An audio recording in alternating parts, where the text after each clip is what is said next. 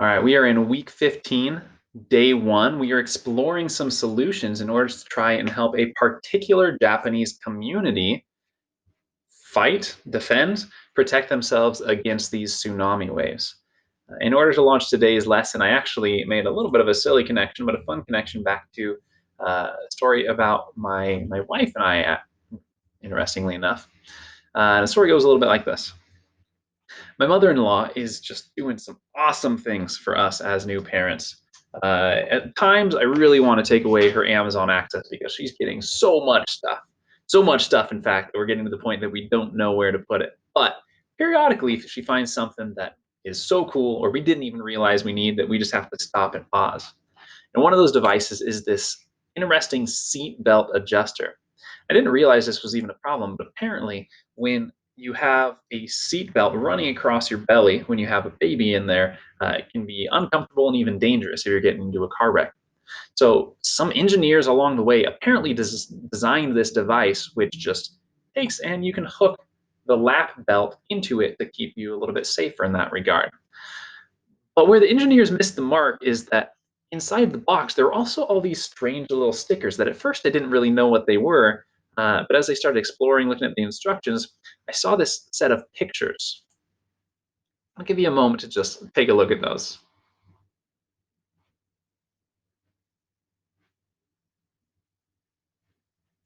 Yeah. So what we're looking at here are pregnant bellies with stickers to create faces upon them. Uh, in my thought, my wife thought this is simultaneously kind of like the coolest and also the creepiest invention I've ever seen. Um, so why am I talking about this? Well, here's the deal. When we are working as tsunami engineers, when we are working as wave blocking engineers to try and help this community we're learning about today, it's really important that we know their needs.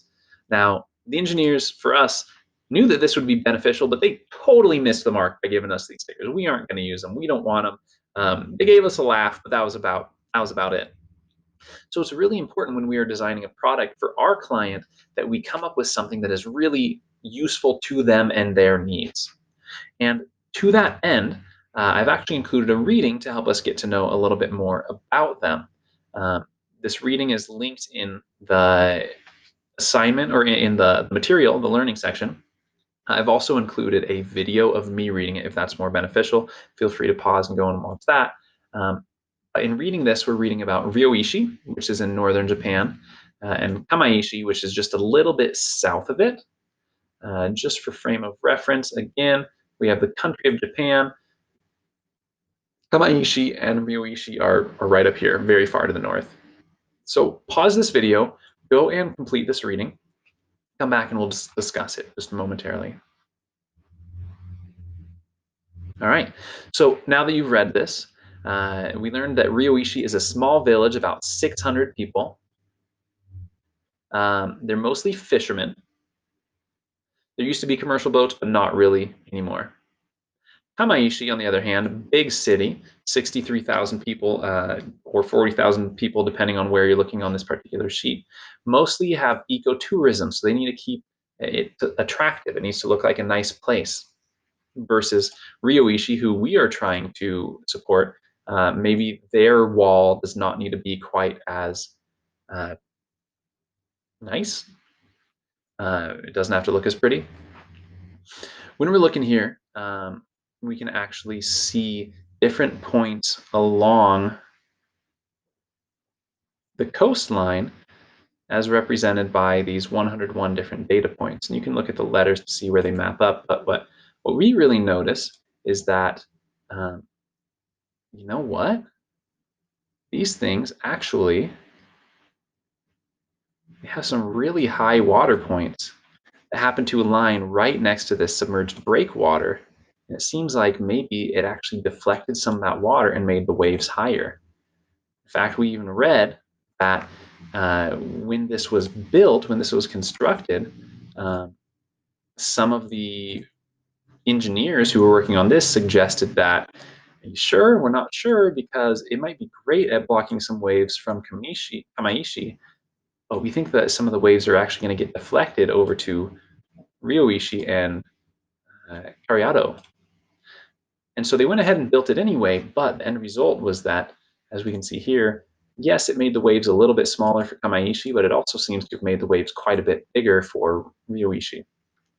So we're going to be acting as some engineers to try and help them out. In doing this, we want to try and make sure, we want to try to make sure that we're meeting their needs as a client. What's the problem? Well, we want to reduce the tsunami destruction. What do we need it to do? We need it to stop or at least slow the water that is coming in. What criteria do we have? Well, they need to have access to the water since they're fishermen. We need it to stop the waves. Do we need to worry about cost? Do we need to worry about how much time is going to be between when we start construction and when we end? These are all possible things to consider. And we'll come back to that in day 2 of this lesson series and try to put a little bit more detail into what exactly is going to be best for Ryoishi. Go ahead, watch this video. This is a video of a fisherman and his firsthand account of the waves. And just to prepare you, it is a little bit heartbreaking at points. He kind of breaks down and cries just talking about some of the struggles as a result of this. But watch this video again. Keep an eye out for what we want to be thinking of specifically for Ryoishi. In the final video, which some classes got to start, some classes did not get to start, this one is just a wave blocking test where an engineer actually goes and tries to, not working, where an engineer tries to go and test these different things out. It seems like this link isn't working now. I have posted that as your midweek check-in as well because so few classes got to finish it. So you can go and check it out on that location as well. But again, just running a test of a few different wave blocking technologies to see how significantly better or worse some of them perform. When all is said and done, again, you're working on week 15, day 1 right now. Go and complete your exit ticket, which is largely just predicting or explaining your thoughts. We looked at the city of Ryoishi. We looked at the city of Kamaishi. This breakwater that was put in Kamaishi ended up making things a lot worse for Ryoishi. Was it worth it? Was it okay? Was it fair? Ask it however you want, but largely I'm wanting to speak a little bit in a philosophical sense about whether or not this whole action was okay, whether or not the fact that their breakwater actually caused a greater amount of damage in another city.